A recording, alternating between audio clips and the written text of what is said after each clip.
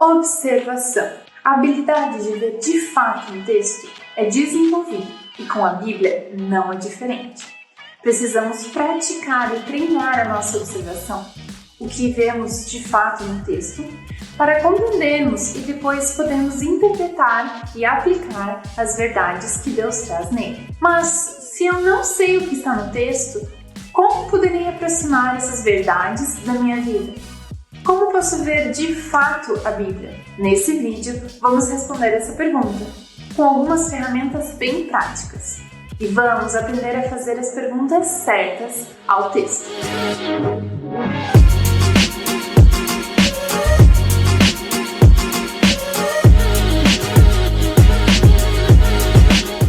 Bom, a pergunta central nessa parte do método, a observação, é: o que vejo?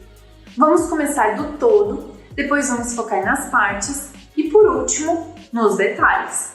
O primeiro passo a observarmos o todo é a leitura, e há alguns modos de fazer ela de uma forma apropriada. A leitura precisa ser feita com atenção. Precisamos prestar atenção ao que estamos lendo, focar nisso, se concentrar. Precisamos prestar a mesma atenção na leitura que um piloto de avião precisa prestar ao inserir no avião o seu plano de voo. Um pequeno erro pode gerar um grande desvio da rota. 2.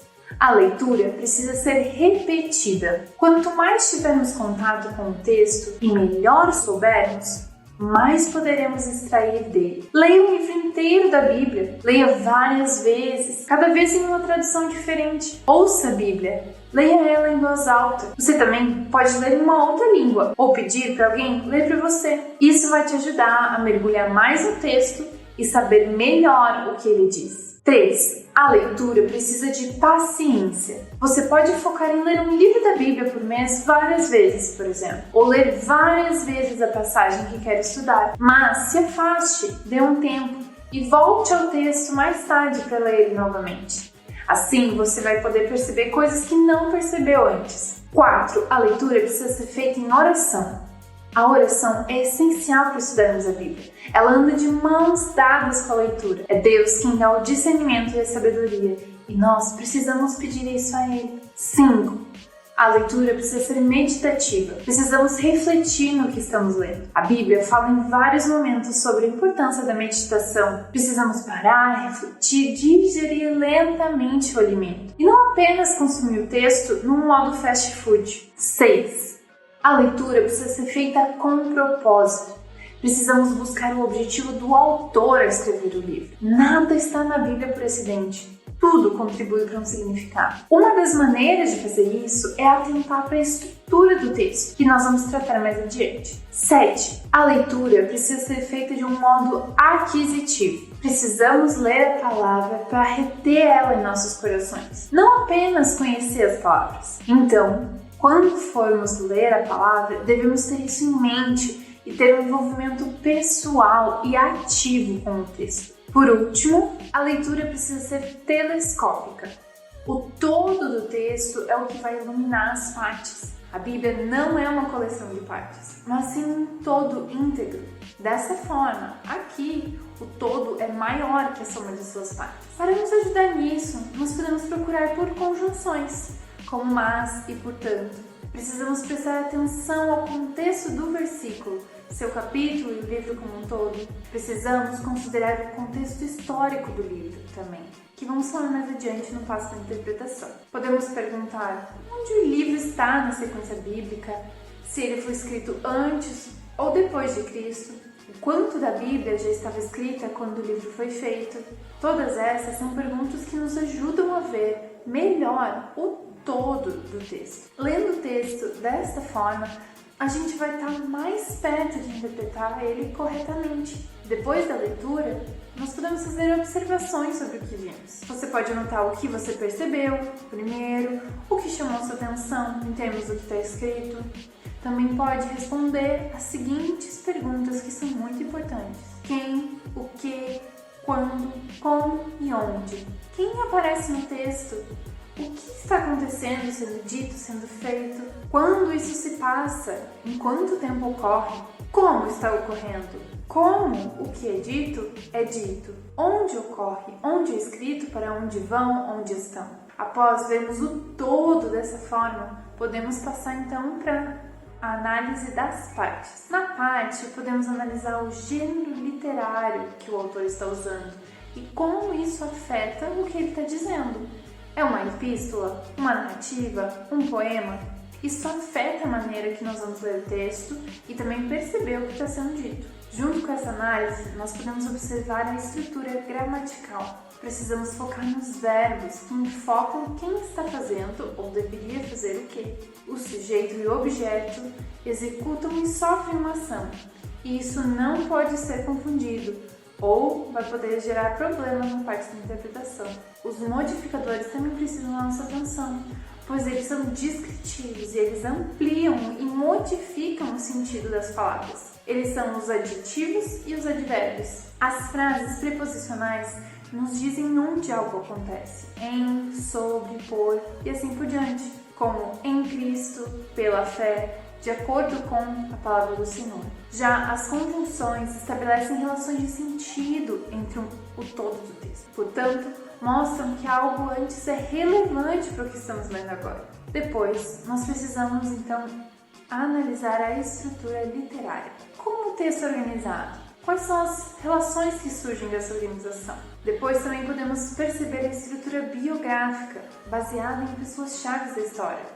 Estrutura geográfica, onde o local é o grande foco, como no livro de Êxodo. Estrutura histórica, onde os eventos-chave são os que estruturam o texto, como no livro de Josué. Estrutura cronológica, onde o tempo rege a organização, como no livro de 1ª e 2ª Reis e 1ª e 2ª Samuel. E por fim, a estrutura ideológica, onde as ideias e os conceitos organizam esse texto. Esses tipos de estrutura nos ajudam a ver com que tipo de texto estamos trabalhando e vão nos ajudar na fase da interpretação também. Também precisamos analisar a atmosfera da passagem. Precisamos nos perguntar como os primeiros leitores entenderam a passagem. O que ela comunicou a eles? Vamos agora então focar nos detalhes. O que o texto nos traz? O que podemos observar? Bom, primeiro podemos observar as informações autorais. Descubra quem escreveu o livro. Às vezes está escrito no próprio texto e às vezes você vai precisar encontrar fontes externas. Descubra qual foi a data em que o livro foi escrito ou qual a época. Pense, considere quem eram os leitores originais do livro. Essa também é uma área que você provavelmente vai precisar de uma consulta externa para descobrir. Depois, analise o contexto histórico. Procure pelo contexto histórico do momento que o livro foi escrito. Descubra como viviam as pessoas. Nós vamos falar um pouco mais sobre isso na parte da interpretação. Observe, então, as ideias principais, os eventos-chave. Procure na passagem e no livro quais as ideias principais que o autor está trazendo. Quais são eventos-chave que apresentam bem o livro. Dentro desse zoom, nós podemos descobrir as ideias e eventos-chave da seguinte forma. Procure o que é enfatizado. Perceba o quanto de espaço é dedicado na passagem para falar de um determinado assunto. Veja se o próprio autor expressou claramente o propósito que ele tinha. Note a ordem que as coisas são colocadas. Depois, procure o que é repetido. Procure no texto por termos, expressões e orações que se repetem. Isso mostra a ênfase do texto ou da passagem.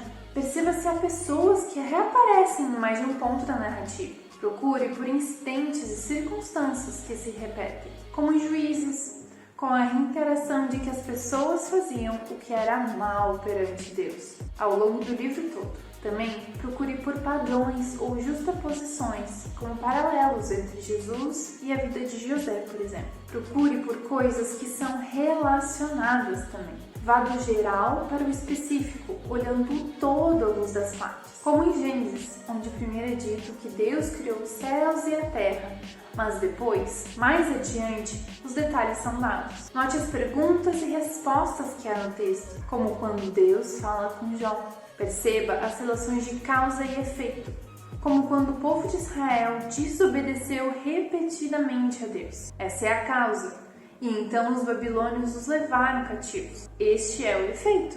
Observe as comparações. As palavras tão e como são duas que indicam essa relação. São símiles, ou seja, mostram que há uma comparação entre duas coisas. Em Isaías 44:7, Deus lança uma pergunta que demonstra comparação. Eu sou o primeiro e eu sou o último. Quem então é como eu? Deus usa o como, comparando as pessoas a ele. Procure também por metáforas que comparam figurativamente, como quando Jesus disse que ele é a videira verdadeira, em João 15:1. Procure os contrastes. Os termos mas e porém nos ajudam a identificar os contrastes, como no Sermão do Monte, em Mateus 5, Jesus diz: vocês ouviram o que foi dito, mas eu lhes digo. Procure metáforas aqui também.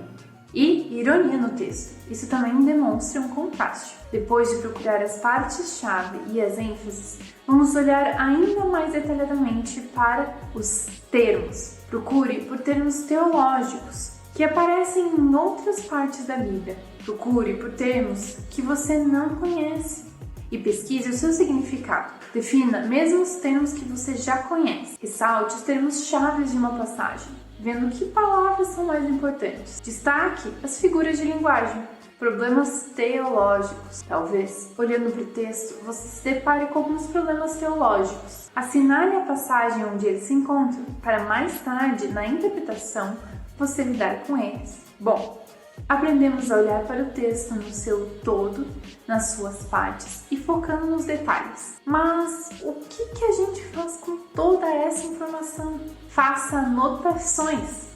Você pode circular os termos teológicos em sua Bíblia, usar programas de computador para destacar metáforas ou sublinhar um versículo-chave. Você também pode fazer quadros, elencando milagres e quais efeitos eles tiveram nas pessoas ao redor. Por exemplo, use e abuse das anotações. Escreva suas impressões iniciais e todas as outras que forem surgindo ao longo do processo. Esse material vai servir para você lidar com a etapa da interpretação, que veremos no próximo vídeo.